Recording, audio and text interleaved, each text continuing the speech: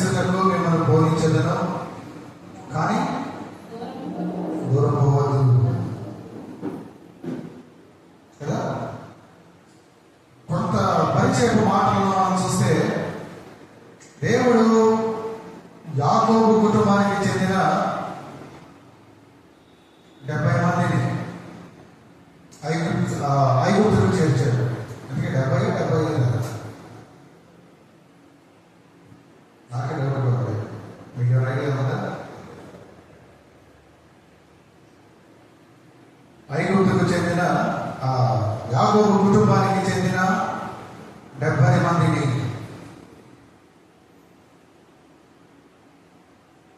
75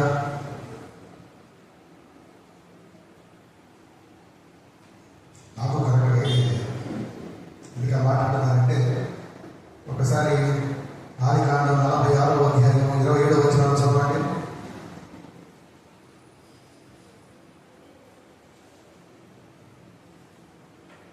ఏమన్నా ఇక్కడ మాటలు?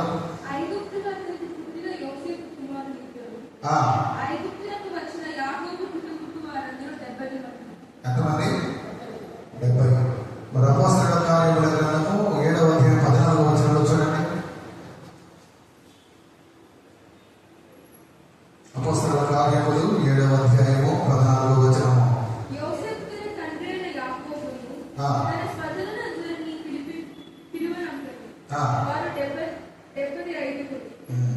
నాకేం చదివా?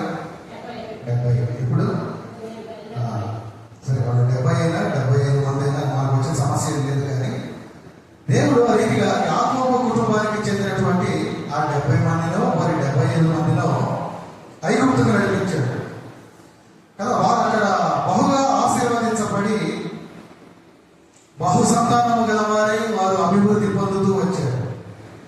ఎంతగా అంటే వారు ఎంత అత్యధికముగా విస్తరించారో లేదా ప్రబలారు అంటే, చూడండి నిర్గమకాండం 1వ అధ్యాయంలో 8వ వచనంలో స్వయంగా ఫరోని వారిని గురించి మాట్లాడుతూ ఉంటాడు. 9వ వచనం, ఇదిగో ఇశ్రాయేలు సంతతి అయిన ఈ జనము మనకంటే విస్తారముగా బలిష్టముగా ఉన్నారు, వారు విస్తరిస్తూనే ఉన్నారు కనుక వారు విస్తరించకుండా మనం ఎలాగైనా వారిని ఆపాలి అన్నట్లుగా ఆయన మాటలు చూస్తూ ఉన్నాం కదా. ఆ ఐగుప్తులో 430 సంవత్సరాలలో ఈ యాకోబు సంతతి వారు ఎంతగా ప్రబలిపోతున్నారంటే, వారు ఎంతగా విస్తరించబడుతూ ఉన్నారంటే, వారు ఎంతగా దీవించబడుతూ ఉన్నారంటే, ఒక దగ్గర రాయబడి ఉన్నమాట, వారు దాదాపు 6 లక్షల కాలుబలము. ఎంతమంది? 6 లక్షల కాలుబలముగా. అటువంటి గొప్ప కాలుబలముగా లేదా అటువంటి గొప్ప జనముగా ప్రబలినటువంటి ఆ ఇశ్రాయేలీయులు, దేవుని ప్రమాణము చేతైనటువంటి ఆ ప్రజలు ఆ ఫరోకు చాలా అసహ్యులుగా, ఇంకా ఎలా కనబడుతున్నారు? వారిని చూస్తే ఆయనకు అసూయ కూడా కలుగుతుంది, భయం కలుగుతున్నది కదా. 8వ వచనం 9వ వచనం మాటలు మనకు అవే తేటపరుస్తూ ఉన్నాయి.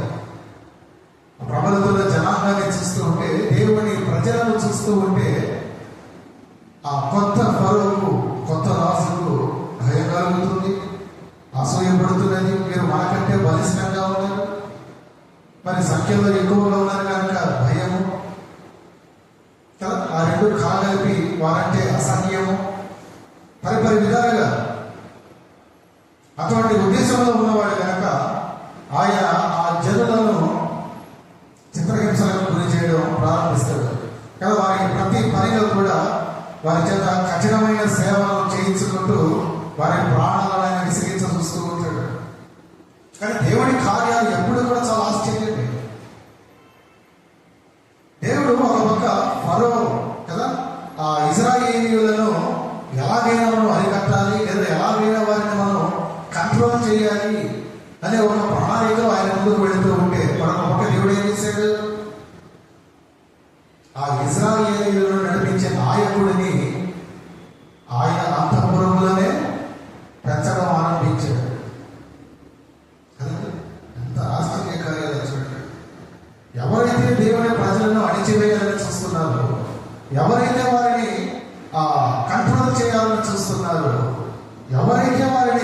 అసూయ పడుతున్నారో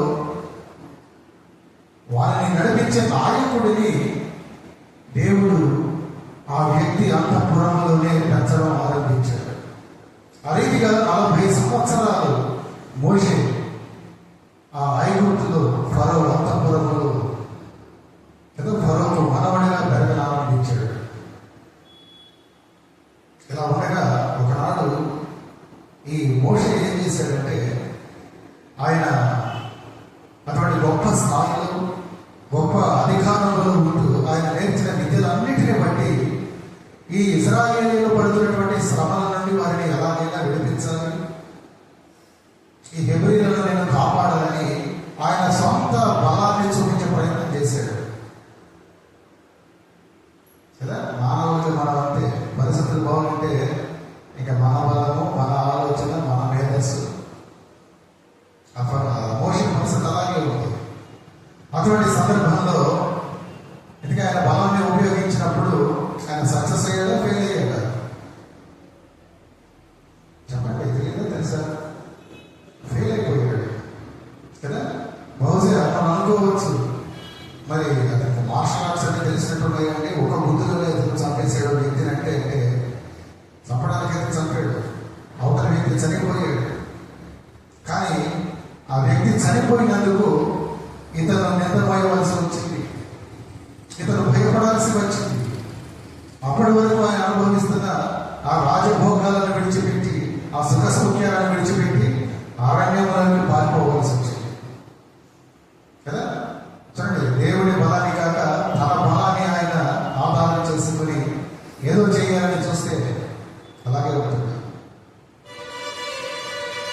అలా ఉంటున్నప్పుడు ఆ ఫరో కుమార్తెకు పెంపుడు కొడుకుగా ఒక విధంగా మనమడిగా పెరిగిన మోషే, 40 సంవత్సరాల సుఖ సౌఖ్యాలతో పెరిగిన మోషే అరణ్యంలో గొర్రెలు కాచుకుంటూ వాటిని మేపుకుంటూ ఆయన జీవితాన్ని గడపాల్సిన పరిస్థితి వచ్చింది కదా. కానీ దేవుడి యొక్క ప్రణాళికలో మోషే ఆ జీవితానికి ఒక గొప్ప అర్థం ఉంది. ఈ 40 సంవత్సరాలు గొర్రెలను మేపుకుంటూ బ్రతకడానికి కూడా ఒక అర్థం ఉంది కదా. దేవుడు మన జీవితంలో ఎప్పుడు ఏది ఎందుకు ఆనందిస్తాడో మనకు తెలియదు, మనం అనుకుంటాం. అక్కడ ఫరో లేవు. మోషేని జ్ఞాపకం చేసుకుంటే ఆయన ఎంతగా అనుకోవచ్చు, నిన్నటి దాకా నా పరిస్థితి ఏంటి, ఇవాళ నా పరిస్థితి ఏంటి, నిన్నటి రోజున అంతఃపురంలో ఉన్నా, ఇవాళ పారిపోతున్నా, రేపు ఎక్కడికి వెళతానో తెలియదు, ఏ కొండల చాటున ఏ గుహలు తలదాచుకోవాలో తెలియదు. నిన్నటి వరకు కోరుకున్న ఆహారం ఇవాళ నుండి నాకు ఏది దొరికితే అదే ఆహారం కదండి. పరిస్థితులు కొంచెం తారుమారైతేనే మనం దేవుడిని ఎంతగానో నిందిస్తూ ఉంటాం. అటువంటి పరిణామంలో ఈ మోషే జీవితంలో జరిగిన దానికి ఆయన మరింతగా ఆలోచన చేయాలి. కానీ ఆయన ఆలోచించడం లేదు, మన సబ్జెక్ట్ కాదు. కానీ దేవుడి ప్రణాళికలో మటుకు ఆయన జీవితంలో జరిగిన ప్రతిదీ కూడా ఒక క్యాలిక్యులేషన్లో, అనగా అది అకౌంటబిలిటీలోనే ఉంది. అది దేవుడు జరగాలని తలచాడు కనుకనే అలా జరుగుతూ వచ్చింది. అలా జరగగా చూడండి, ఒకనాడు ఆ అంతఃపురంలోనూ ఆశీర్వదించబడ్డ మోషే ఆ అరణ్యంలో కూడా ఆశీర్వదించబడ్డాడు. ఎందుకంటే దేవుని స్వరాన్ని చూడగలిగాడు కదా, దేవుని మహిమను చూడగలిగాడు. అది గమనించాలి. ఎక్కడ చూశాడు? అంతఃపురంలో చూశాడా? గొప్ప సుఖాలు అనుభవిస్తున్న సమయంలో చూశాడా? కాదు. కష్టకాలంలో దొరికింది తింటూ తాను సర్ది పెట్టుకునే జీవితాన్ని గడుపుతున్న రోజుల్లో, అతని కఠినమైన దినాలలో దేవుడి స్వరాన్ని వినగలిగాడు, దేవుడి మహిమను చూడగలిగాడు కదా. అలా చూసినప్పుడు దేవుడు ఆయనతో పలికిన మాట, ఈ ఇశ్రాయేలీయులు ఉన్నారే, వారు నా ప్రమాణమైనటువంటి ప్రజలు. నేను ఒకనాడు వాగ్దానం ఇచ్చినటువంటి అబ్రహాము సంతానం. వారు బాధపడుతున్నారు, నేను చూడలేకపోతున్నా వారి బాధను. నేను ఎలాగైనా వారికి విడుదల కలుగ చేయాలి. కనుక దేవుడు ఆ రీతిగా ఈ మోషేతో మాట్లాడి కదా కొన్ని సూచక క్రియల ద్వారా మోషే కూడా ఆ దేవుడిని, తాను ఎరగినటువంటి దేవుడిని, తాను వేరే తెలియనటువంటి ఆ దేవుడిని ఆయన నమ్మి ఈ ఫరో ముందుకు రావడం జరుగుతుంది. అలా ఫరో ముందుకు వచ్చినప్పుడు ఒక సందర్భం ఒకనాడు వస్తుంది. ఇశ్రాయేలీయులు యెహోవాను ఆరాధించడానికి ఆ 3 దినాలకు సరిపడా ఒక ప్రయాణం చేసే సందర్భంలో మోషే అహరోనులు దేవుని ఆజ్ఞకు లోబడి దేవుని ప్రతినిధులుగా ఫరోను ఎదుర్కొంటారు. ఆ సమయంలోనే ఈ మాటలు రాయబడ్డాయి మనం తీసుకున్నటువంటి మూలవాక్యంలో కదా. ఆ దేవుని ఆజ్ఞను ఫరోకు తెలియజేసినప్పుడు ముందుగా ఏమంటాడు? యెహోవా ఎవడు? నేను ఎరుగను కదండి. పనులు చేయకుండా ఆ ప్రజలు ఎందుకు ఆపుతున్నారు? ఎక్కడికి వెళ్ళాలంటే వాళ్ళు ఇప్పుడు ఎవరిని ఆరాధించాలంట? ఆరాధించాల్సిన ఆయన ఎవరు నాకు తెలియదు. ఆ మాటకు వస్తే ఆయన వేరే నేను ఎప్పుడు వినలేదు కదా. నిజమే. విశ్వాసి ఎప్పుడైనా దేవుని పక్షాన నిలబడాల్సి వచ్చినప్పుడు మొదట అపవాది దేవుడి మీద అవిశ్వాసాన్ని కలుగ చేస్తాడు. గమనిస్తున్నారండి? గొప్ప విశ్వాసంతో మోషే అహరోనులు దేవుడి పక్షాన నిలబడి ఉంటే ఆ ఫరోగా వచ్చినటువంటి లేదా ఫరో ముసుగులో వచ్చిన సాతానుడు ఏం చేస్తున్నాడంటే అతను ఎవరో మనకు తెలియదు, ఆయన వేరే వినలేదు కదా. ప్రభువును దేవుడిని ఉద్దేశించి సాతానుడు మాట్లాడుతూ ఉన్నాడు. నాడు విశ్వాసులుగా మన విశ్వాసంలో మనం ఎంత బాధకొని పోతూ ఉంటే కదా, పోయిన వారం ధ్యానం చేసినట్లుగా దేవుడి వాక్యములో, పరిశుద్ధాత్మ ప్రార్థనలో, దేవుడి యొక్క కనికరములో, ప్రేమలో నీవు ఎంతగా లంగరు వేసుకొని నేను స్థిరముగా ఉండాలి, నేను బాతుకుపోవాలి అని నీవు ప్రయాసపడుతూ ఉంటే సాతానుడు కూడా అంతకంతకు ప్రబలుతుంటాడు. అంతకంతకు చూడండి, విశ్వాసులకి నేను చెప్పేది, లంగరు వేయబడిన విశ్వాసులకి, ప్రభువులో ఎదగాలి అనుకున్న వారికి, ఎదుగుతున్న వారికి, ఎదిగిన వారికి తప్ప ఆ బాధలు మిగతా వారికి ఉండదు. ఏదో ఆచారంగా సంఘానికి వచ్చామా, ఆరాధించామా, ఎవరి అటువంటి వాళ్ళకి కాదండి.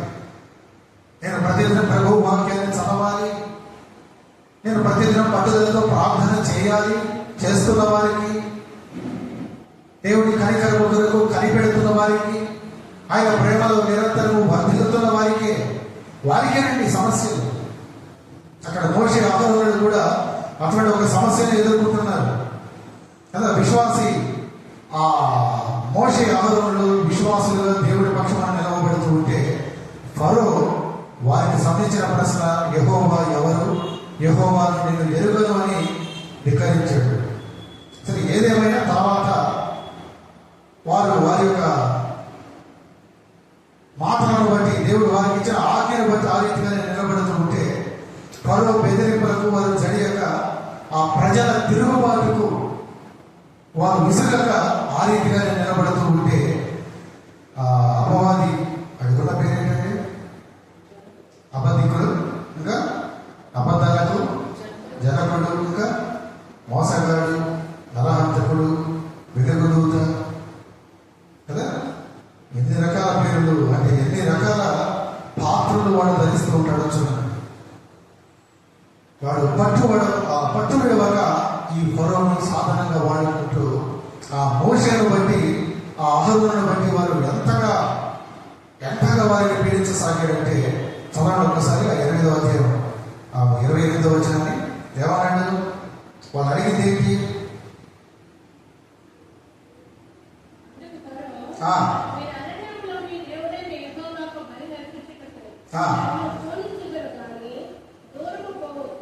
దానికి ముందు వచనాన్ని 26 నుండి చూస్తే, మా దేవుడైన యెహోవాకు అర్పించవలసిన బలి ఐగుప్తీయులకు హేయము. ఇదిగో మేము ఐగుప్తీయులకు హేయమైన బలిని వారి కమల ఎదుట అర్పించిన ఎడల వారు మమ్మల్ని రాళ్లతో కొట్టి చంపుతారు కదా, కాబట్టి మేము అరణ్యంలోనికి 3 దినముల ప్రయాణం అంత దూరంగా పోయి మా దేవుడికి మేము ఆ రీతిగానే చేయాలి, బలి అర్పించాలి కదా. చూడండి, అక్కడ చాలా శ్రేష్టమైన మాటలు, ఇంత లోతైన ఆత్మీయ సత్యాలు ఉన్నాయంటే దేవుడికి బలి అర్పించటము కదా, అనగా దేవుడికి ప్రార్థన చేయటము కదా, దేవుడికి కృతజ్ఞతలు తెలియజేయటము. అలా చేయటాన్ని మోషే ఎక్కడ ఉండి చేయడం తగదంటున్నాడు?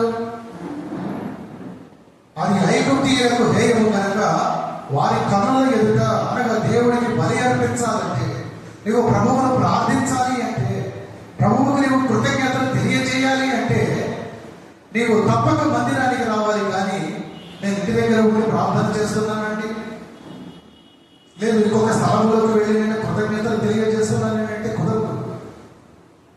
తెలియజేస్తే చెయ్యి, కానీ ప్రాముఖ్యముగా నీవు రావాల్సిన చోటికే రావాలి తప్పక ఆ లోకములకు సాదృశ్యమైన ఆ ఐగుప్తీయులకు కదా, ఐగుప్తీయుల లోకానికి సాదృశ్యంగా ఉన్నారు.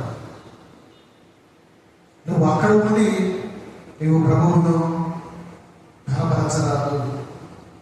ఎక్కడికి రావాలో అక్కడికే రావాలి. నీవు ఎక్కడ నుండి వాటిని అర్పించాలో అక్కడి నుండే వాటిని అర్పించాలి. నువ్వు ఎక్కడ నుండి ప్రభువును ఘనపరచాలో అక్కడి నుండి.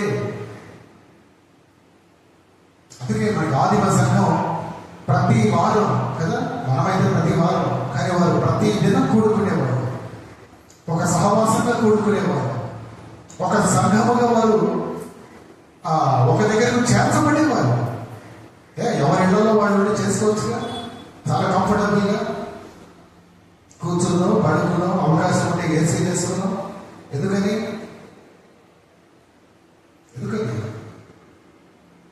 ప్రభు పలికిన మాట ఏంటి? ఎక్కడ 2-3 నామములో కూడి ముందులో వారి మధ్య నేను తప్పక ఉంటా. అంటే నీకు ఒక్కడివే ఉంటే ప్రభువు నీతో ఉన్నాడో లేడో ఆ విషయాన్ని కాసేపు పక్కన పెడితే, మీరు ఇద్దరుగా ఉండి ప్రభు నామమును కూడితే దేవుడికి మధ్య తప్పక ఉంటాడు. ఇలాంటి ఉదయకాలంలో ప్రభు నామమును ఒక సంఘముగా కూడి ఉన్నాం. మనం 10 మందిని కావచ్చు, 25 మందిని కావచ్చు, 10,000 మందిని కావచ్చు, దేవుడు తప్పక మన మధ్యలో ఉంటాడు. ఇటువంటి స్థలములకు నీవు వచ్చి, ఈ సంఘాలయానికి నీవు వచ్చి ప్రభువు బలులు అర్పించాలి. అటువంటి పరిణామంలో చూడండి, సాతానుడు అక్కడ ఫరో ఏమని పలుకుతున్నాడు? ఎక్కడికైనా ఒప్పుకున్నాడు కదా, అతను పోవద్దంటే పోవద్దని, మోషే మేము వెళ్ళాలంటే వెళ్ళాల్సిందేనని ఎక్కడికైనా ఒప్పుకున్నాడు. కానీ కండిషనల్గా ఒప్పుకున్నాడు కదా, కండిషనల్ బెయిల్ లాగా కండిషనల్గా ఒప్పుకున్నాడు. ఏమని?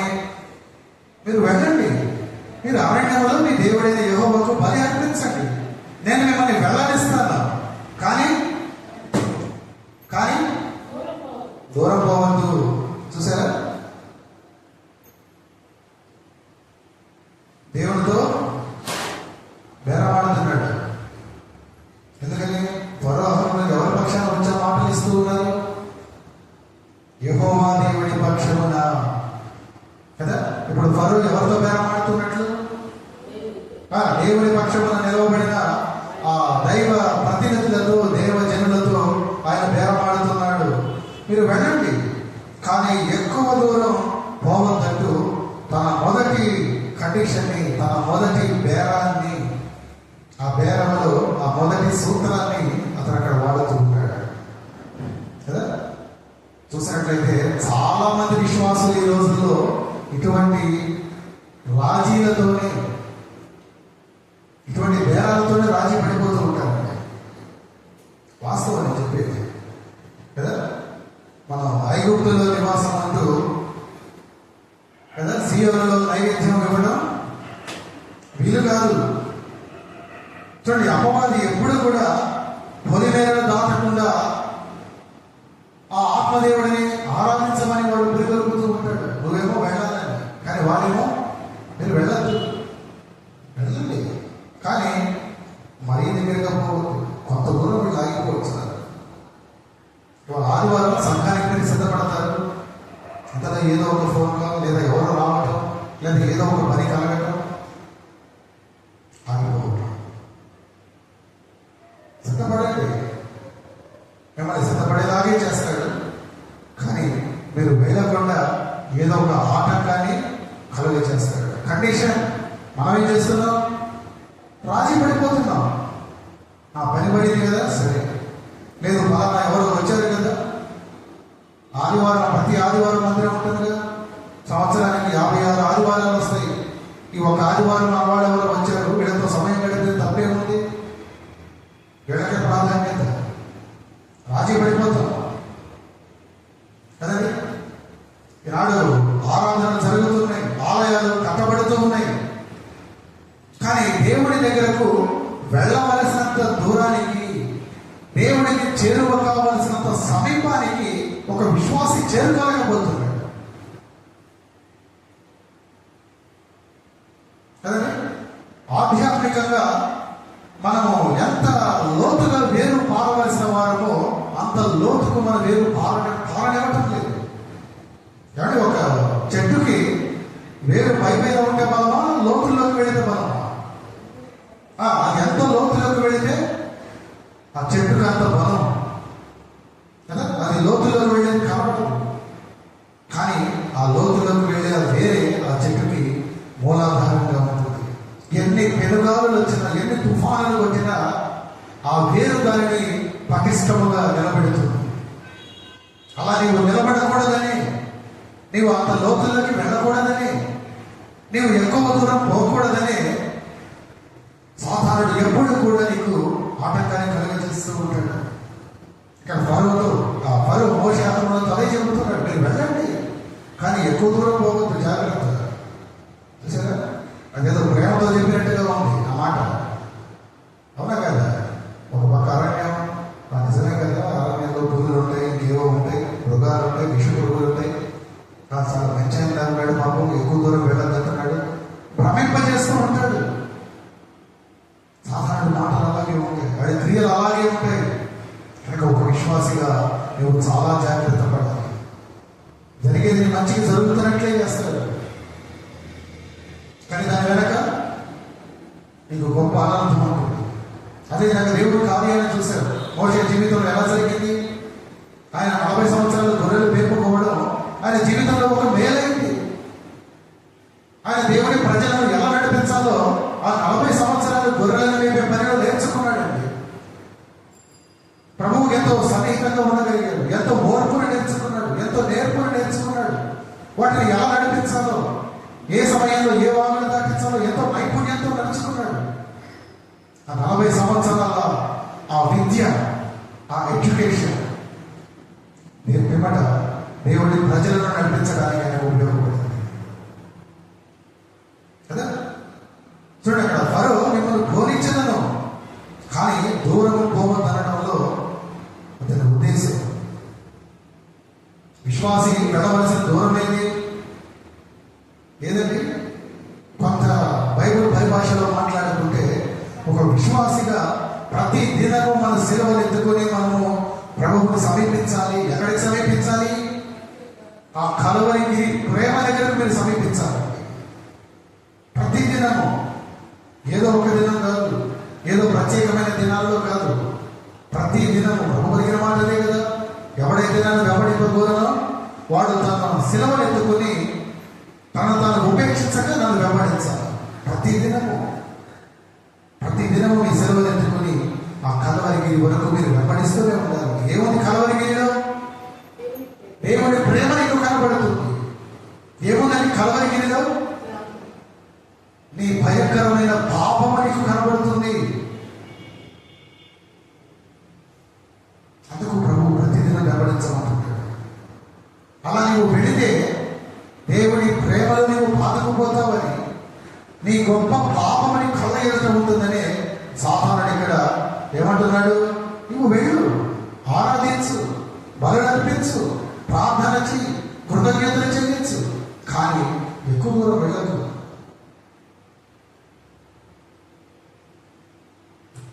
గమనిస్తున్నారండి కదా?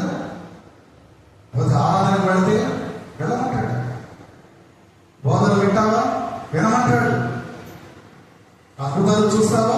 చూడమంటాడు. గెత్సేమనకు వెళ్ళి ప్రార్థన చేస్తానంటావా? చేయమంటాడు.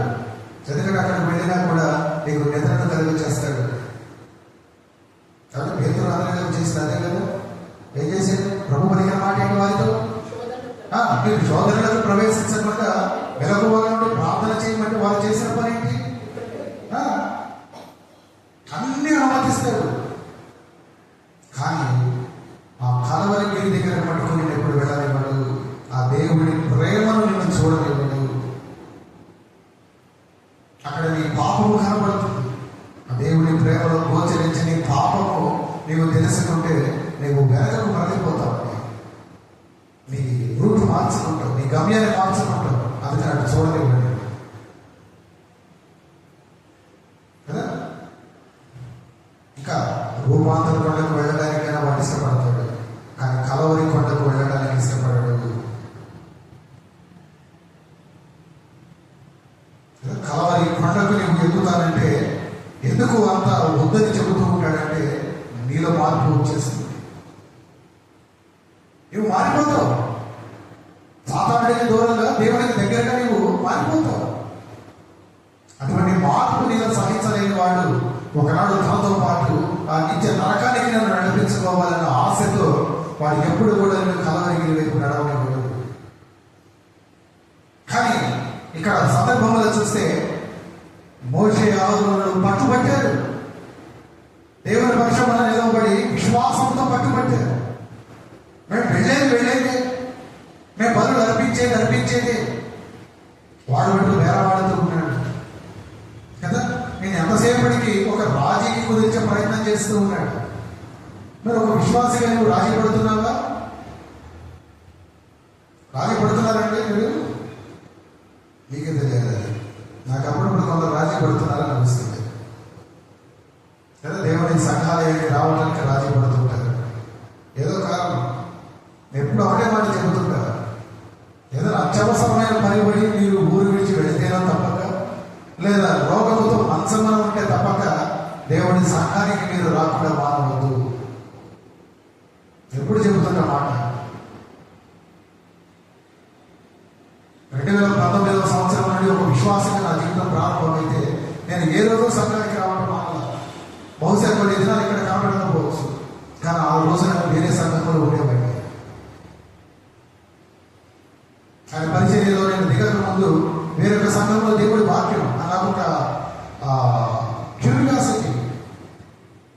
మిగతా సంఘాలు ఆరాధనలు ఎలా జరిగిస్తూ ఉన్నారు, అక్కడ బోధకుడు ఏ రీతిగా బోధిస్తూ ఉన్నాడు, అక్కడ వారి ఆరాధన క్రమం ఎలా ఉండేది, పెరుగుతుండేవాడి సంఘాలు.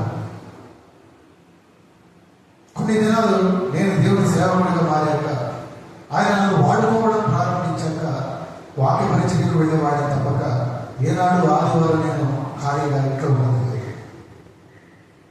బహుశా 1-2 దినాలు నాకు అనారోగ్యం తప్పక. ఇప్పుడు సంఘానికి రావాలండి. మీరు ఎప్పుడైతే ప్రభువులో అది ఎంత దూరమైన దేవుని సహవాసం కొరకు మీరు వెంటబడుతూ ఉంటే, మీరు ఎప్పుడైతే మీ సెలవులెత్తుకున్న కలవరిగిరిలోకి మీరు నడుస్తూ ఉంటారో వారికి అప్పుడే అర్థమైపోతుంది వాడి ఓటమి స్టార్ట్ అయింది. ప్రార్థనలు, ఈ భక్తి కూటాలు, ఆరాధనలు, అద్భుతాలు విశ్వాసికి అవసరమే. ఈ ఆశీర్వాదాలైనా కూడా చూడండి, ఆ కలవరి కొండ ఎక్కలేని వారికి ఉంటాయి. వారికి ఏంటి ఏంటంటే రక్షణే. అర్థమవుతుంది మీకు అన్నమాట. కలవరి కొండలోనే ఉందండి ఈ రక్షణ. అక్కడే ఉంది దేవుని ప్రేమ. మన జీవితంలో అన్ని జరుగుతాయి. ప్రార్థన చేస్తూ ఉంటావు, ఆరాధనలో పాల్గొంటూ ఉంటావు, అద్భుతాలు చూస్తూ ఉంటావు, అన్నీ జరుగుతాయి. కానీ ఆ కలవరి కొండకు దేవుడి ప్రేమను నేను చూడగలిగేదాకా నీ జీవితంలో నిజమైన రక్షణ పట్టుకు ఉండాలంటే ఆ రక్షణ అనుభవం నీకు లేనట్లే. ఆ విషయాన్ని మనం మరవకూడదు కదా. నీ ప్రయాణం ఎంత దూరం ఉన్నదో కడ వరకు ఉందా? భర్త పౌలు ఏమంటాడు తిమోతికి రాస్తూ, ఆయన ఆఖరి దినాలలో ఏ మాటతో ఆయన తిమోతిని బలపరుస్తూ ఉంటాడు. చూడండి, తిమోతికి రాసిన 2వ పత్రికలో 4వ అధ్యాయం 7వ వచనంలో మనందరికీ చాలా బాగుగా తెలిసిన మాట మంచి పోరాటము పోరాడి తిని ఏమన్నాడు? నేను మధ్యలో ఆగిపోయానా? చాలా దూరం, కానీ నా పరుగుని కడదాకా నేను పరిగెత్తాను. కొద్ది దూరం కాదండి, పరువు చెప్పినట్లు కొద్ది దూరమే వెళ్ళాలా. దేవుడి మాట చొప్పున కడ వరకు వెళ్ళానని చెప్తూ ఉన్నాడు. ఇప్పుడు నా జీవితంలో అన్ని అనుకూలంగా జరిగాయని మీ ఉద్దేశం ఏమండి? పౌలు జీవితంలో అన్ని అనుకూలంగా జరిగినందుగా చివరిగా ఆయన ప్రయాణం చేశాడు. చూస్తారా ఆయన కష్టాలు? చూడండి ఒకసారి కొరింథీయులకు రాసిన 2వ పత్రికలో ఆయన ఎంత ప్రయాసపడ్డాడో సంఘాలను కట్టే విషయంలో, తన విశ్వాసాన్ని కాపాడుకునే విషయంలో ఆయన ఎంత పోరాడాడో ఆయన చెబుతుంటాడు. కొరింథీయులకు రాసిన 2వ పత్రిక 11వ అధ్యాయంలో 23వ వచనం నుండి మీరు చూడండి. 23 నుండి చూస్తే, మరి విశేషముగా ప్రయాసపడి తిని తర్వాత మరి విశేషముగా ప్రయాసపడి తిని అక్కడ చదవండి. మరి అనేక పర్యాయములు చెరసాలలో ఉన్నాను, అపరిమితంగా దెబ్బలు తిన్నాను, అనేక మార్లు ప్రాణాపాయాల్లో ఉన్నాను, యూదుల చేత 5 మార్లు 1 తక్కువ 40 దెబ్బలు కదా, 39 మార్లు కొరడాలతో దెబ్బలు తిన్నాను, 3 మార్లు బెత్తములతో కొట్టారు, ఒకసారి రాళ్లతో కొట్టారు, ఒకసారి ఓడ పగిలిపోయి శ్రమపడ్డాను, రాత్రి మొదలు సముద్రంలో గడిపాను. అనేక పర్యాయములు ప్రయాణములలో, నదుల వలన ఆపదలలోను, దొంగల వలన నేను బాధపడ్డాను, స్వజనుల చేత బాధపడ్డా, వారి వలన ఎన్నో ఆపదలలో పడ్డా, అన్యజనుల వల్ల ఆపదలో పడ్డా, పట్టణంలో ఆపదలో ఉన్నా, అరణ్యంలో ఆపదలో ఉన్నా కదా, సముద్రంలో ఆపదలో ఉన్నా, ఎన్ని రకాలుగా ప్రయాసాలు పడ్డాడండి. అన్ని రకాలుగా ప్రయాసాలు పడుతూ కూడా ఆయన తన విశ్వాస ప్రయాణంలో కడ వరకు వెళ్ళాడు తప్ప ఏ రోజు కూడా రాజీ చేసుకోలేదు సాతానుడితో. ఏ వెళ్తారో చాలు మంత్రి అంటే ఆగిపోదా, నేను వెళ్ళేది ఇంకా ఎంత దూరం వెళ్తారో సుమార్తకి అంటే నేను వెళ్ళేది అక్కడ వెళ్తే నేను కొడతానయ్యా బాబు, చంపుతానయ్యా అంటే చంపారు, నేను వెళ్ళేది అదండి. దేవుడితో సాతానుడితో రాజీ పడకుండా భక్తి చేయడం అంటే అది. మరి నువ్వు దేవుడితో బేరమాడుతున్నావో ఏంటో నాకైతే తెలియదు. సాధారణ మాటలను బట్టి, వాడి ప్రలోభాలను బట్టి నువ్వు దేవుడితో బేరమాడుతున్నావో, ఒకవేళ కొద్ది దూరమే అంటే కొద్ది దూరం చాలే అంటున్నావా, కొంతమందికి చాలు అంటున్నావా?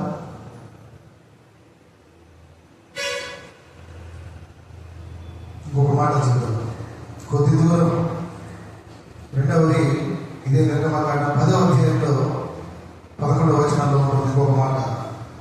కొద్ది దూరం వెళ్ళడానికి మీరు మాత్రమే వెళ్ళి యెహోవాను సేవించుడి కదా. కొద్ది దూరం వెళ్ళడానికి సమ్మతించాడు. సరే, ఎంతకాలం ఒప్పుకున్నాడు. ఈ మోషే అహరోనులు కదా ఫరోకి ఎదురు వెళ్ళారు, ఎంతకాలం వాడు ఒప్పుకున్నాడు. కానీ సరే, వాడు మరొక పథకంతో, ఇంకొక కొత్త స్ట్రాటజీతో. ఏంటో స్ట్రాటజీ?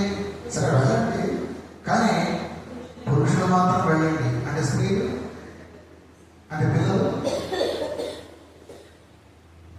చూసారా, ఒక పథకం వేసాడు, ఫెయిల్ అయింది. మోషే అహరోనులు వారి విశ్వాసంతో, వారి పట్టుదలతో దేవుడి పక్షాన్ని నిలబడి ఎంతకాలం వారు అనుకున్నది సాధించుకున్నారు. కొద్ది దూరం కాదు, మేము చాలా దూరం వెళ్ళాల్సిందే, ఆ 3 దినాల ప్రయాణాన్ని మేము చేయాల్సిందే అన్నారు.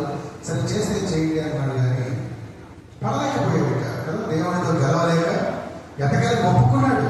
కానీ తన స్ట్రాటజీ మార్చాడు ఇంకొక ఆలోచనతో. ఏంటది?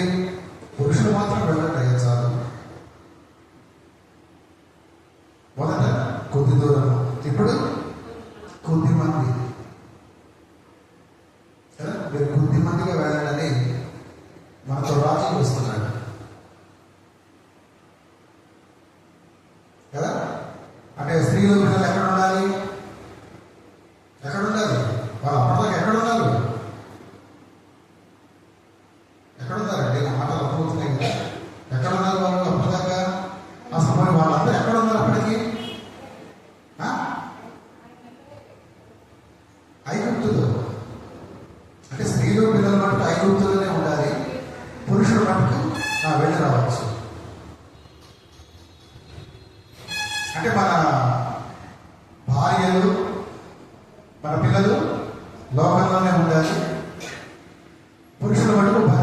చాలు, రక్షణ పొందితే చాలు కదా.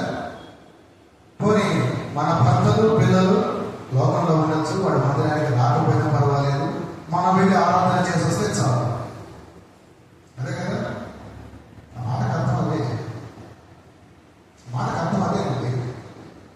సాధారణ రీతిగా ప్రణవం పెడుతున్నాడు, మీరు రాజీ పడిపోతున్నారు. నేను మన సంఘం గురించి మాట్లాడలేదు, కానీ ఈనాడు సంఘాల పరిస్థితి అంతా అలాగే ఉంది. చూడండి, ఎంతమంది వారి కుటుంబ సమేతంగా సంఘాలకు వెళ్ళేస్తూ ఉంటారు. పెళ్లికాట్లు వేస్తారు, చక్కగా ఆ వరుడి పేరు, వధువు పేరు, ఆ వెన్యూ, డేట్, టైము, ఆఖరిని ఏమంటారు కార్యనిర్వాహకులు. ఆ తర్వాత ఆ బంధుమిత్ర సపరివార సమేతంగా తీసుకొని రండి అంటే వెతికి మరి ఇంకా ఎవరిని తీసుకెళ్తామా, ఎంత బాగా రెడీ అయ్యి తీసుకెళ్తామని వెళుతూ ఉంటాం కదా. ఎవరు చాలా పోతే టెంపో అయినా మాట్లాడుకుని తీసుకెళ్తాం. మరి దేవుడి సంఘానికి రాలేలాగా అంటే ఈ లోకపు పెళ్లిలకు అంత ఘనంగా, అంత సపరివార సమేతంగా అటెండ్ అయ్యే నువ్వు రేపు పరలోకంలో గొర్రెపిల్ల వివాహ మహోత్సవానికి నీ కుటుంబంతో ఉండవా? నువ్వు ఒక దగ్గర, నీ కుటుంబం ఇంకొక పక్క, నీలో చాలా నీకు బాగుంటుందా? నీకు అది ఆలోచన చేయండి. వాడు ప్రలోభ పెడుతున్నాడు. ఈ స్త్రీలో పిల్లల్ని ఎక్కడే ఉన్నా నువ్వు పురుషులుగా మీరు పట్టుకు వెళ్ళిరండి. మొదట కొద్ది దూరంగా అన్నాడు, ఇప్పుడు కొద్ది మందిగానే వెళ్ళండి అంటున్నాడు కదా. వాడు అంతే, సాతానుడు ఎప్పుడు కూడా ఈ విభజించి పాలించాలని సూత్రాన్ని ఫాలో అవుతూ ఉంటాడండి. విభజించడం, పాలించడం. కానీ దేవుడు ఎప్పుడు కూడా కలిసికట్టుగా, వాక్యం చెబుతున్న మాట ఏంటి? సహోదరులు ఐక్యత కలిగి ఉండుట, అది బాగుంటుంది, అది రమ్యముగా ఉంటుంది. కానీ సాధారణ పని ఏంటి? మీరు కొట్టుకుని విడిపోయి కొట్టుకొని చూస్తుంటే బాగుంటుంది కదా. దేవుడు ఎప్పుడు కూడా కన్స్ట్రక్టివ్ మ్యానర్, నిర్మాణకుడు. సాధారణ ఎప్పుడు కూడా డిస్ట్రక్టివ్ మ్యానర్. వాడు కూర్చడమే వాడి పని. కుటుంబాలైనా, కాపురాలైనా, నీ ఆర్థిక స్థితి అయినా, నీ ఆత్మీయ స్థితి అయినా, నీ రక్షణ అయినా, నీ భక్తి జీవితమైనా, ప్రతిదీ కోల్చడమే వాడి పని. ప్రతి దాంట్లో నిన్ను డివైడ్ చేయడం, విభజించడమే వాడి పని. ఏమంటున్నాడు? పురుషులైన మీరు మాత్రం వెళ్ళి యెహోవాను సేవించండి కదా. ఈనాటి సమాజంలో చాలా కొద్ది మంది దేవుని ఆరాధించడంలో ముందు కొనసాగుతుంటే మిగిలిన వారు రాజీ పడిపోతున్నారు. సాతానుడు చెప్పినట్టే, నీవు అవునన్నట్టే అన్నట్టుగా చేస్తూ ఉన్నారు కదా. భార్య మందిరంలో ఉంటే భర్త ఎక్కడు, పోనీ భర్త మందిరంలో ఉంటే భార్య ఎక్కడు, పోనీ వీళ్ళిద్దరు సంఘాలలో ఉంటే పిల్లలు మరెక్కడు. అంటే నా ఉద్దేశం పిల్లల్లోనూ బంధువులేనలోనూ నా చెప్పడం అంతే తప్పక అందరూ ఒక దగ్గర ఉండరా? ఇది నీకు పుట్టిన తలపు కాదు, సాతానుడికి రాజీ కదా. వాడు తీసుకొచ్చే కండిషన్కి నీకు ఒప్పుకుంటున్నావండి. వాళ్ళ పైకి ఏమన్నా దేవుడు పిల్లలు, నేను దేవుడి కుమార్తెను, ఆ ప్రభువు కుమార్తెను, ప్రభువు కుమారుడు చెప్పుకుంటావు. వినే మాట ఎవరిది? ఎవరి మాటకి నువ్వు లోబడిపోతున్నావు? ఎవరి నేరాలకు నువ్వు రాజీ పడిపోతున్నావు? చెప్పే మాట, నేను ప్రభువు కుమారుడినండి, నేను ప్రభువు కుమార్తెనండి కదా. అందుకే చూడండి, చాలా సంఘాల్లో తల్లులు వస్తే తండ్రులు, తండ్రులు వస్తే తల్లులు, లేదా తల్లిదండ్రులు వస్తే పిల్లలు, అక్కలు వస్తే చెల్లెళ్ళు, చెల్లెళ్ళు వస్తే అక్కలు, అన్న వస్తే తమ్ముడు, తమ్ముడు వస్తే అన్న. రాదు, ఇదే జరుగుతుంది అక్కడ. మన సంఘంలో కూడా ఉండేమో, నేనైతే లేదనుకున్నా కదా. అందుకే చాలా సంఘాల్లో చూడండి, బాగా పనికొచ్చే యవనస్తులు, నడి వయసు వారి తప్పక ఎక్కువగా ఎవరు ఉంటారు? లోకం కూడా, లేదా లోక ప్రభుత్వాలు కూడా ఇక మీ సేవలు మాకు చాలు, మీరు మాకు పనికి రారు అన్నట్టుగా మర్యాదపూర్వకంగా చెప్పే వృద్ధులే ఎక్కువ ఉంటారు. సంఘాలు ఎక్కువ అక్కడే ఉంటారు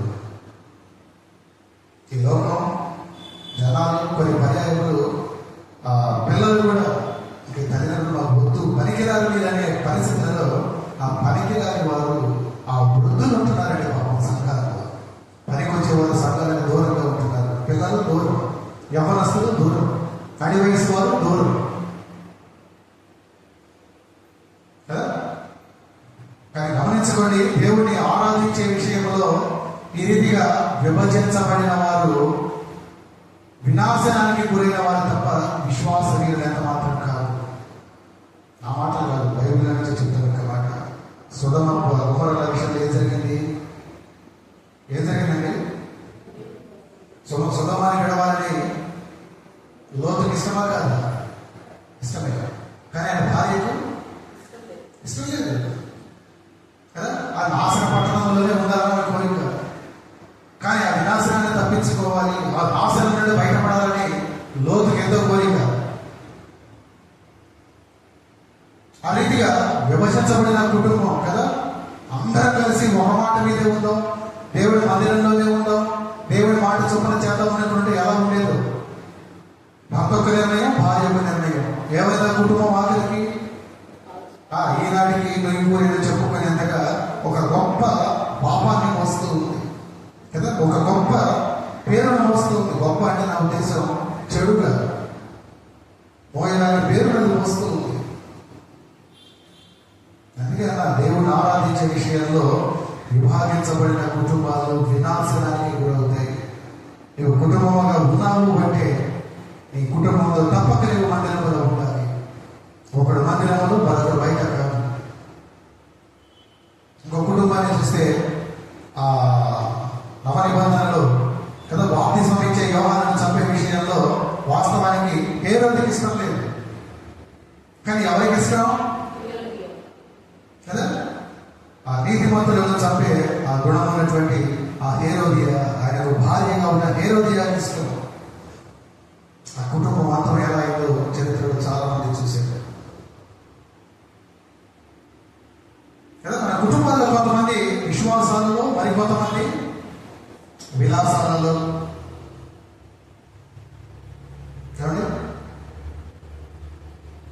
దినాల్లో అందరికీ ఏదో ఒక పని, ఏదో ఒక పాటు. లేని ఎవరికి నాకు పని లేక ఇక్కడికి వచ్చి చెప్పేది. మరి ఇక్కడ కూర్చున్న మీకు పనులు లేక మరి మీ ఇంట్లో వాళ్ళకు పని సాగుతో మందిరానికి రాకుండా ఎందుకు మన సహోదరుడు లేదా ఆ పని ఈ పని పేరుతో బయట ఆగిపోవడం? ఉండేదే వారానికి ఒక దినం, అందులోనూ ఉండేది 3 గంటలు. ఏమంటే ఒక ప్రశ్న వేసుకోండి. ఈ లోకంలో కనబడే ఈ దేవుని సన్నిధికి, దేవాలయానికి రాలేని మీరు ఆ పరలోకంలో దేవుని సన్నిధిలో ఉండడానికి మనకి ఎంత ఇష్టపడతారండి? తెలుస్తుందా? కనిపించే సంఘాలకే, కనిపించే ఆలయాలకే మీరు రావడానికి ఇబ్బంది పడుతూ ఉంటే, కనబడని ఆ అతి పరిశుద్ధ పట్టణానికి మీరు ఎంత మటుకు సంసిద్ధంగా ఉంటారు? ఒకవేళ అక్కడికి చేరిస్తే మటుకు మీరు ఎంతసేపు నిలబడతారు? ఎందుకంటే అక్కడ జరిగేది కూడా ఇదే ఆరాధన. ఒకటే నుండి ఉండదు. ఈ వాక్య పరిచయం ఒకటే ఉండదు, మిగతాదంతా యాసిటీస్. ఆరాధనలు, స్తుతులు నిరంతరము. నీకు అవన్నీ ఇక్కడ ప్రాక్టీస్ అయితేనే కదా నువ్వు అక్కడ నిలబడేది. ఇక్కడ 3 గంటలు కూర్చోవడానికి నువ్వు ఇబ్బంది పడేటప్పుడు యుగ యుగములు నువ్వు దేవుడితో ఎలా ఉంటావు?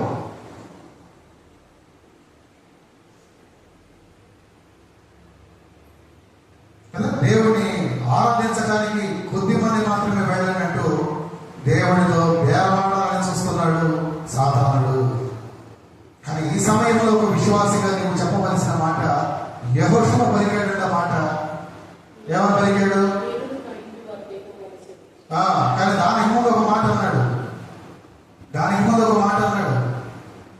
నీవును నీ కుమారుడును నీ దేవుడైన యెహోవాకు భయపడుము కదా. ఆ ఇవ్వబడిన ఆజ్ఞను అతను జ్ఞాపకం చేసుకున్నాడు.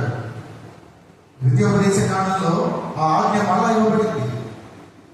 ఇశ్రాయేలీయులు ఐగుప్తు నుండి విడిపించబడ్డారు. వాగ్దాన భూమికి చాలా సమీపంగా ఉన్నారు. ఈ మధ్యలోనే దేవుడు వారికి చెప్పవలసిన మాటలన్నీ చెబుతున్నారు. వాళ్ళు ఎలా ఉండాలి, ఎలా ఉండకూడదని. అలా వాళ్ళు ఉండవలసిన విధానంలో ఒక మాట చెబుతూ, నీ కుమారుడే కాదు, నీ కుమారుడి కుమారుడు కూడా నీ దేవుడికి భయపడాలి అంటే యెహోవా అయిన నాకు భయపడాలి అని చెప్పినప్పుడు చాలా చిన్న పిల్లవాడు యెహోషువ. ఆ మాట ఆయన మస్తిష్కంలో అలాగే ఇంప్లిమెంట్ అయిపోయింది, ఫీడ్ అయిపోయింది. పెద్ద అయ్యాక ఆ నాయకుడిగా ఉన్న యెహోషువకు కూడా మార్పు రాక ఆ మాటలు ఎవరు పలికాడంటే, నేను నా ఇంటి వాళ్ళను యెహోవాను సేవించను అన్నాడు. చిన్నపిల్లోడే, కానీ తర్వాత ఎదిగాడు, యవనస్తుడయ్యాడు. అయినా ఆయన ఆలోచన మారల. వివాహమైంది, అయినా ఆలోచన మారల. మోషే తర్వాత అంత గొప్ప జనాంగానికి ప్రతినిధిగా నిలవబడ్డాడు, అయినా అతని ఆలోచన మారల. ఎలా చెబుతున్నారంటే, ఆయన పలికిన మాట చిన్నప్పుడు నేను విన్నాను, ఇప్పుడు ఆ మాట నేను పాటిస్తున్నాను. నేను నా ఇంటి వారు యెహోవాను సేవిస్తాము. Not only me, not only my wife, but we all together worship our lord.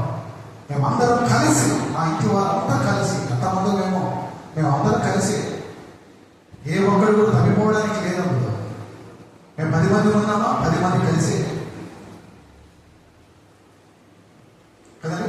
అటువంటి తీర్మానం చేసుకున్న విశ్వాసులుగా మనం ఉండాలి.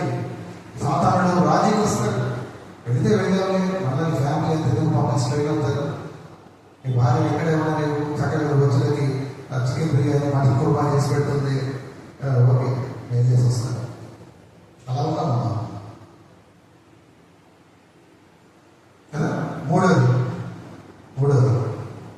ఇదే నిర్గమకాండం నాకు చదవండి 10-11 వచ్చాడు చదువు. 24 వచ్చిన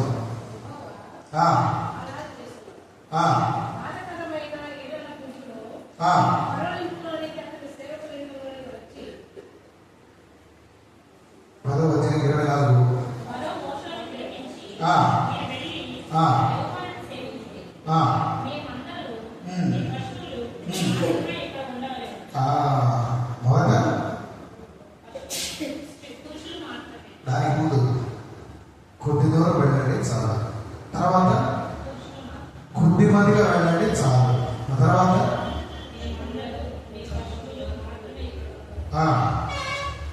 అంటే కొద్ది దూరం వెళ్ళడానికి, కొద్ది మందితో ఆనందించడానికి ఇష్టపడకపోయినా ఏమంటున్నాడు, నీ కొద్ది సంపదతో దేవుడి సేవించడానికి వెళ్ళండి చాలు. అంటే ఏమంటున్నాడండి, దేవుడి దగ్గరికి రిక్త హస్తాలతో, ఎంటీ హ్యాండ్స్ తో వెళ్ళమంటున్నాడు. ఈనాడు మనం వచ్చినట్లుగా, అవునా కదా? దేవుడి దగ్గరికి ఎంటీ హ్యాండ్స్ తో, ఖాళీ హస్తాలతో, ఏం తీసుకురాకపోయినా పర్వాలా, అదా దేవుడి దగ్గరికి వెళ్ళే విధానం.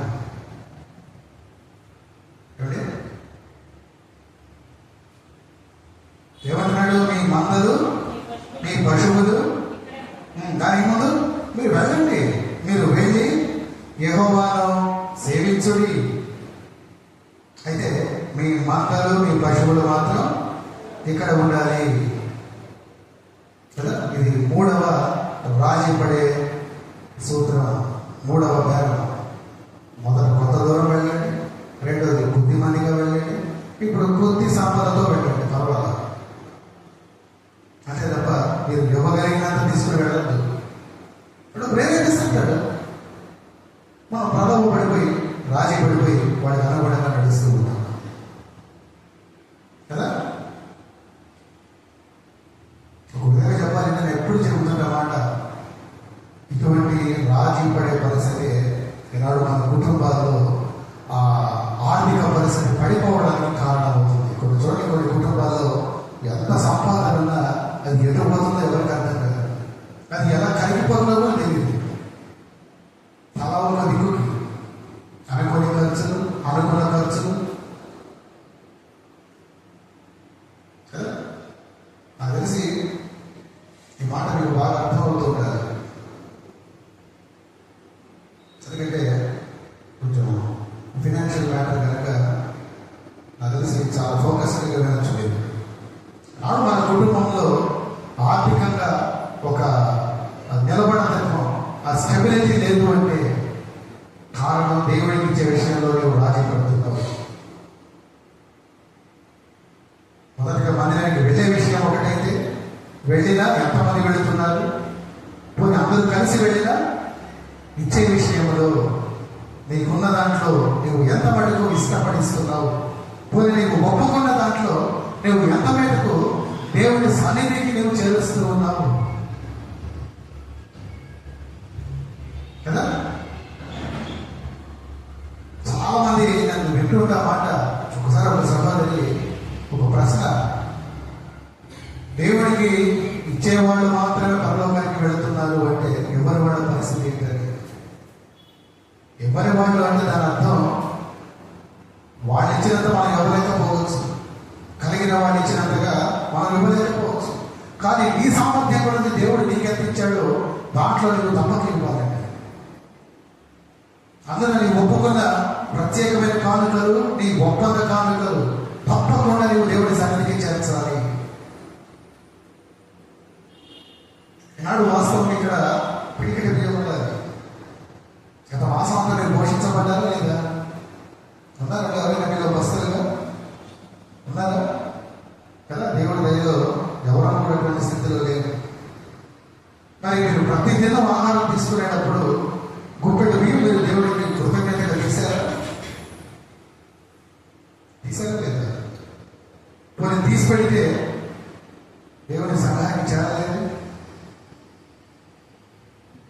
వాళ్ళకి మాట అప్లై అవుతుంది. మీరు మందిరానికి వస్తున్నారు, వెళ్ళండి. ఏమన్నాడు?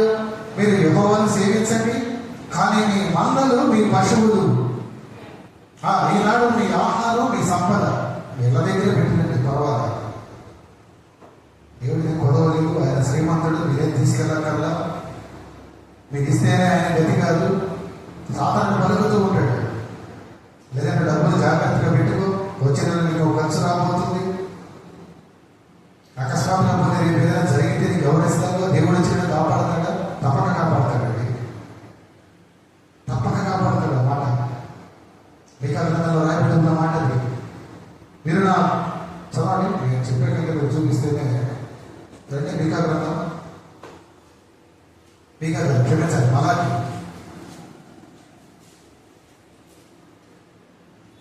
గ్రంథంలో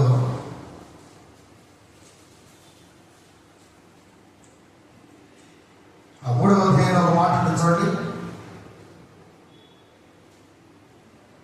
3వ అధ్యాయం 8వ వచనంలో నేను మధ్య నుండి చదువుతా, అక్కడ ఒక మాట ఉంటుంది. చదవకపోతే మొదటి చదువుకునే తప్పులేదు. మానవుడు దేవుడి యొక్క దొంగిలిన అయితే మీరు నా యొక్క దొంగిలితి, దేని విషయంలో మేము నీ యొక్క దొంగిలితేమో మీరందరూ కదా 10వ భాగములో ప్రతిష్టార్పణములను ఈ యొక్క దొంగిలితి, ఈ జనులందరూ నా యొక్క దొంగిలు చేస్తూనే ఉన్నారు. మీరు శాపగ్రస్తులై ఉన్నారు. కానీ నా మందిరంలో ఆహారం ఉండనట్లు 10వ భాగమును మీరు నా మందిరపు నిధిలోనికి తీసుకుని రండి. అలా మీరు చేసి నన్ను అడిగిన నాడు, నా వైపు చూసిన నాడు ఆకాశపు వాకిట్లను విప్పి పట్టసాలంత విస్తారముగా నేను దీవెనలు కుమ్మరిస్తాను. 11వ వచనంలో మాట చూడండి. మీ పంటను తినివేసిన పురుగులను నేను గద్దిస్తాను, అది మీ భూమి పంటలను నాశనం చేయదు. దేవుడు తప్పక ఆయన మందిరానికి తీసుకొచ్చి ఇచ్చేవాళ్ళని ఎప్పుడు ఆయన కథ గమనిస్తూనే ఉంటాడు. అందుకే ఒక మాట చెప్తుంటే, దేవుడికి ఇచ్చి చెడిపోయిన వాళ్ళు ఎవరు లేరు. నువ్వు ఎంత ఇవ్వగలిగితే అంత ఇస్తే దేవుడు ఆయన సామర్థ్యం కొలిది ఏమన్నాడు? ఎంతకి నీవు ఊహించడానికే వీరులైనంతగా ఆకాశపు వాకింగ్లను విప్పుతానన్నాడు. కౌంట్లెస్, ఇన్ఫినిటీ, నీ లెక్కకు మించి. ఎప్పుడు నీవు దేవుడికి ఇవ్వవలసింది ఆ బుద్ధిగా ఇస్తేనే. ఏదో పెద్ద అడగట్ల దేవుడు పెద్ద పెద్ద ఆశించట్లేదండి. నువ్వు నాకు ఇవ్వవలసింది ఇంతే, ఆ ఇంతే ఇచ్చి చూడు, నాకు ఆ ఇంతే తెచ్చి ఇక్కడ పెట్టు, ఇప్పుడు ఆ ఇంతే తెచ్చి అక్కడివి. నేను అది ఇచ్చేది నీ ఊహకందదు సరికదా. నాకు ఇచ్చావు కనుక నీ ప్రతి అవసరంలో నేను తోడుగా ఉంటా. నువ్వు నన్ను అడగడానికి లేకుండా నీ నాశనానికి కారణమయ్యే ప్రతి దాన్ని నేను నాశనం చేస్తా. ఏమన్నాడు? మీ పంటను, అంటే మీ సాఫల్యత, మీ అభివృద్ధి, మీ ఎదుగుదల, దానికి ఏదైతే ఆటంకంగా ఉందో ఆ ప్రతి పరిస్థితిని, ఆ ప్రతి వ్యక్తిని, ఎవరైనా కావచ్చు, వ్యక్తి కావచ్చు, పరిస్థితి కావచ్చు, వాటన్నిటినీ కూడా నేను పక్కన పెట్టేస్తాను, గద్దిస్తాను. ఎంత అద్భుతమైన మాట మాట. దేవుడికి ఇచ్చేవాడు ఎప్పుడు ఆ విషయాన్ని జ్ఞాపకం ఉంచుకోవాలి. నా జీవితంలో నేను తప్పక పాటిస్తున్నా మాట.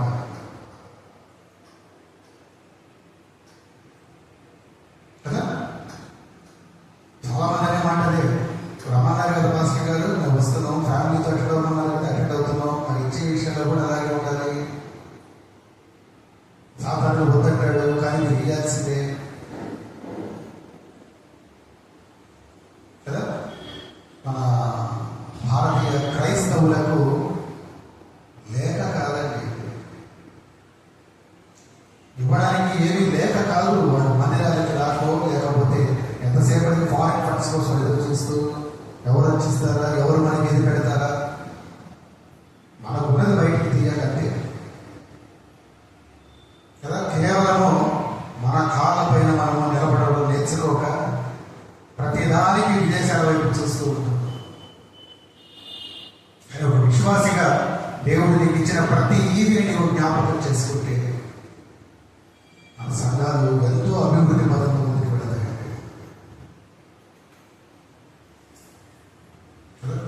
సాధారణ ఇది ఎప్పుడు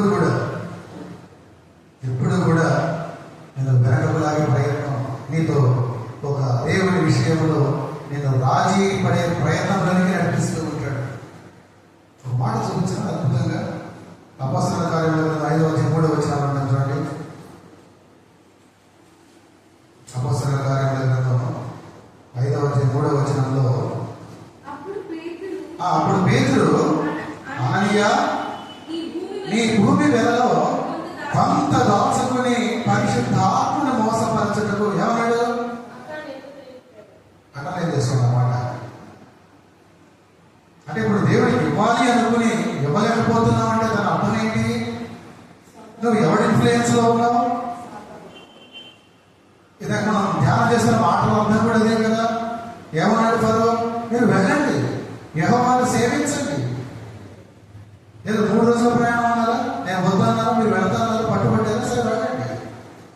నేను అందరినీ వద్దన్నాను, కొద్దిమందిని అన్నాను, కానీ మీరు అందరూ వెళ్తామన్నారు, సరే వెళ్ళండి.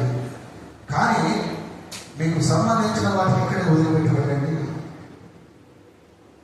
మీ ధనము, మీ ధాన్యం అన్నీ ఇక్కడ పెట్టేసి వెళ్ళండి.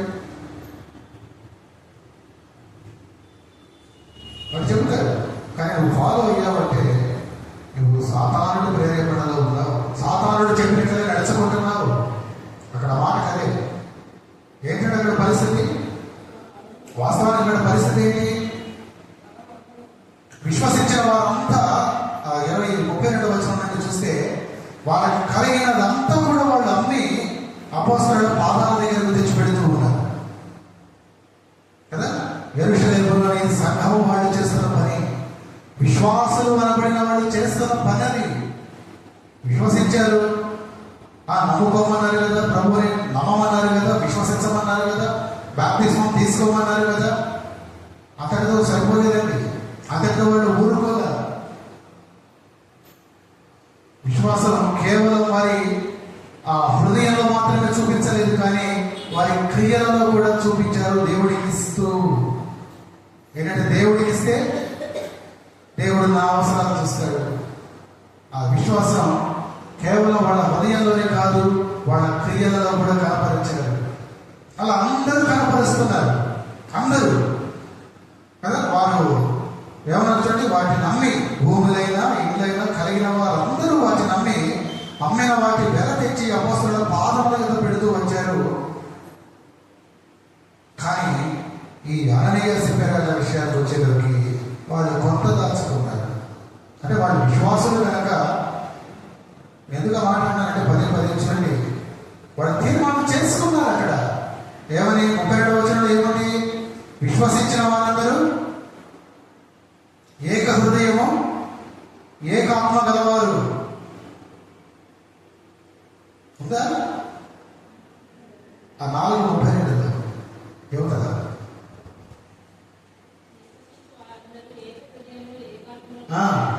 అంటే వాళ్ళు ఎంతమంది ఉన్నారు? వాళ్ళందరూ కూడా ఒక తీర్మానానికి వచ్చారండి. ఒకటే తీర్మానానికి వచ్చారు. ఏంటా తీర్మానం? మనకు ఉన్నదంతా మన వారికి ఇద్దాము, మనకు ఉన్నదంతా దేవుని సేవకి ఇద్దాము, మనకు ఉన్నదంతా సువార్తకి ఇద్దాము, మనకు ఉన్నదంతా సంఘాన్ని కట్టడానికి ఇద్దాము, మనకు ఉన్నదంతా సంఘాలు వృద్ధి చేయడానికి ఇద్దాము. వాళ్ళు అనుకున్న వారే, వాళ్ళకి తెలియక కాదు ఆ పని చేసింది. అప్పటి వరకు వాడు ఎవరితో అయితే కలిసి ఉన్నారో వాళ్ళ అతోటి సహోదరులందరితో, విశ్వాసులందరితో కలిసే వాళ్ళ తీర్మానానికి వచ్చి తీరా ఇచ్చే విషయానికి వచ్చేసరికి వెనకబడిపోయారు. కొంత ఇస్తే చాలు, మిగిలిన వాళ్ళు ఇస్తున్నారుగా. సంఘానికి మనం ఒక్కడ వాటితే ఏం కాదు, మిగిలిన వాళ్ళందరూ ఇస్తున్నారుగా. క్రిస్మస్ మనం ఇవ్వకపోతే ఏం కాదు, వాళ్ళు ఎలా కూడా చేస్తారుగా. అది కాదండి, ఎవరి పాత్ర ఎంతవరకు ఉండాలో, ఎవరు ఎంతవరకు ఇవ్వగలరు అంతవరకు ఇచ్చే తీరాలి. కారణం ఇది సంఘాన్ని చూడకు, సంఘములో ఉన్న ప్రభువుని చూడు, పరిశుద్ధాత్ముడిని చూడు. నేను ఇస్తున్నది ఆయనకు. సంఘానికి తెచ్చిస్తున్నావు అంటే ఏ కమిటీ వారికో పాదిరి గారికో నేను ఇస్తున్నామని కాదండి. సంఘానికి అంటే దేవుడికి ఇస్తున్నావు. ప్రభువునిచ్చే విషయంలో మనం వెనకబాటులో ఉండకూడదు. సాతానుడు ప్రేరేపిస్తాడు, ఎన్నో ఖర్చులు చూపిస్తాడు, ఎన్నో ఆలోచనలు పుట్టిస్తాడు. నువ్వు మళ్ళీ ఇంకొకసారి తీసుకెళ్ళొచ్చని అంటాడు. కానీ నీవు మటుకు ఇవ్వడానికి సిద్ధంగా ఉండాలి. నిజంగా ఆ టైంలో మోషే అన్న మాట ఎంత అద్భుతంగా ఉంటుందంటే, చదవడం ఒకసారి పక్కన 12వ అధ్యాయం, నిర్గమకాండం 12వ అధ్యాయంలో 31వ వచనం ఆఖరిలో వచ్చేసి ఒక్క నిమిషంలో నేను ఇచ్చేస్తాను.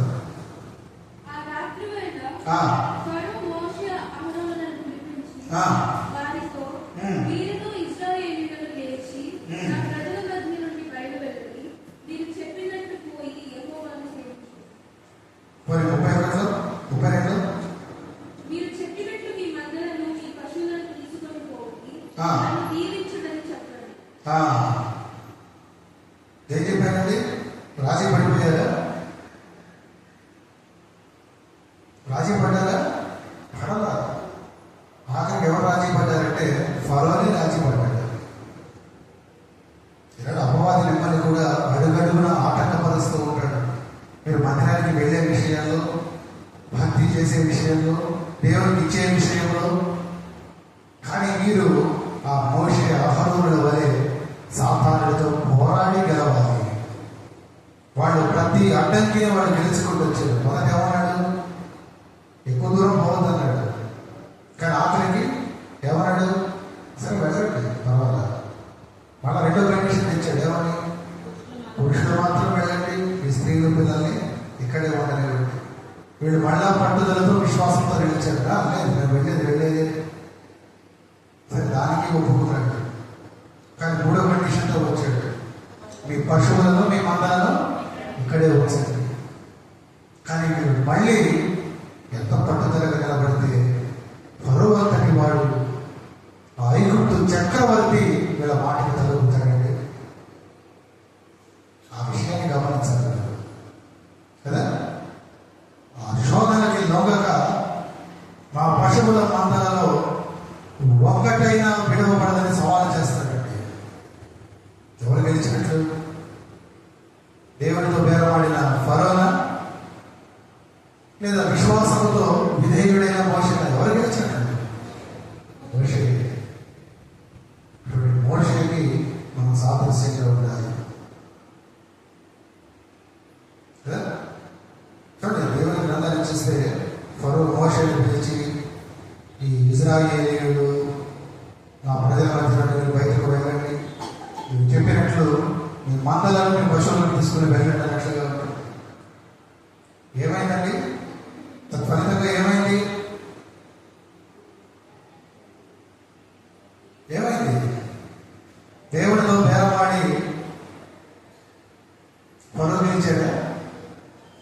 విశ్వాసంతో విధేయతతో పోరాడిన మోషే గెలిచాడు. మోషే అన్నారు గెలిచి ఏమయ్యాడు?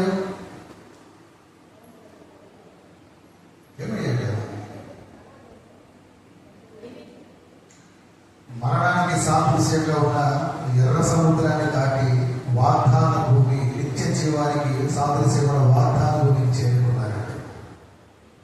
అది గమనించలేదు. విశ్వాసంగా మనము కూడా రాజీ పడని భక్తిలో ఉంటే కదా, సాతానుడు అనేక పర్యాయంలో దేవుడితో నీకు బేరవాడేలాగా నడిపిస్తాడు. కానీ నీవు రాజీ పడకుండా పట్టుదలతో విశ్వాసంతో విధేయుడై మోషే వారిని నిలిస్తే వారు ఏమయ్యారు? ఆఖరికి ఎర్ర సముద్రం కదా, ఒక విధంగా మరణంతో పోల్చవచ్చు. దాన్ని దాటి ఎక్కడికి వెళ్ళారు? వాగ్దాన భూమి. మన ప్రభు వల్ల మనకు ఒక వాగ్దాన భూమి ఉంది, నిత్య జీవము, ఆ పరలోక పట్టణము. అక్కడికి వెళ్ళగలము. మరణాన్ని దాటి మనం అక్కడికి వెళ్ళాలి అంటే రాజీ పడని భక్తి చేసే విశ్వాసిగా ఉండాలి. కొద్ది దూరం అంటాడు కానీ వాగకూడదు, కొద్దిమంది అంటాడు కానీ వాగకూడదు, కొంత ఇవ్వు చాలు అంటాడు, నీవు వెనకబడకూడదు. ఆ రీతిగా మీరు ఉండాలని మీకు ప్రేమతో తెలియజేస్తూ నా ఈ మాటలు ముగిస్తూ ఉన్నాను. ప్రార్థన చేద్దాం. వాక్య ఫలింపు వరకు ప్రార్థన చేస్తూ ముందున్న సమయంలోకి మనం సిద్ధపడదాం. ప్రార్థించుకుందాం. పరిశుద్ధుడా, జీవాధిపతి, స్తోత్రములైన ఈ రీతిగా ఉదయకాలం మొదలు మధ్యాహ్నం వరకు మీ సంఘాలయంలో మమ్మల్ని కూర్చోబెట్టి మీ నామాన్ని మీరు కనపరుచుకున్న విధానాలకి మీకే వందనాలు. మర్చిపోయినా ఇటు దినము మేము ఎవరితో బేరమాడుతున్నాము, ఎవరితో మేము రాజీ పడిపోతున్నాము. అవును ప్రభు, మీతో రాజీ పడుతున్నాము లేదా సాధారణతో రాజీ పడిపోయి మిమ్మల్ని వెనక వేస్తూ ఉన్నాము. మమ్మల్ని మేము ప్రశ్నించుకునే గొప్ప అవకాశం, గొప్ప ధన్యత సమయం మీరు మాకు ఇచ్చారు. మీ బిడ్డలనైనా మీ మాటలు ఆలోచించారు. విన్న మాటలు ఆయన అవి వారి చెవుల గుండా వారి హృదయంలోకి వెళ్ళి అవి నిలిచి ఉండేలాగా మీరు సహాయం అందించి విన్న మాటలనైనా బిడ్డలు అయ్యా విడిచిపెట్టక నెమరు వేసుకొని వారి భక్తిలో వారు ఎవరితో రాజీ పడుతున్నారో బిడ్డలను ఆయన ప్రశ్నించుకునే గొప్ప అవకాశం మీరు వారికి ఇచ్చి అయ్యా వారి యొక్క హృదయ పరివర్తనకు, అయ్యా వారి జీవితంలో అయినా గొప్ప రూపాంతరానికి మీరు సహాయం దయచేయండి. పరిశుద్ధాత్మదేవ మీ కృపను వారికి మీ బిడ్డలందరికీ కనబరచండి. ప్రభు అయిన యేసు నామములో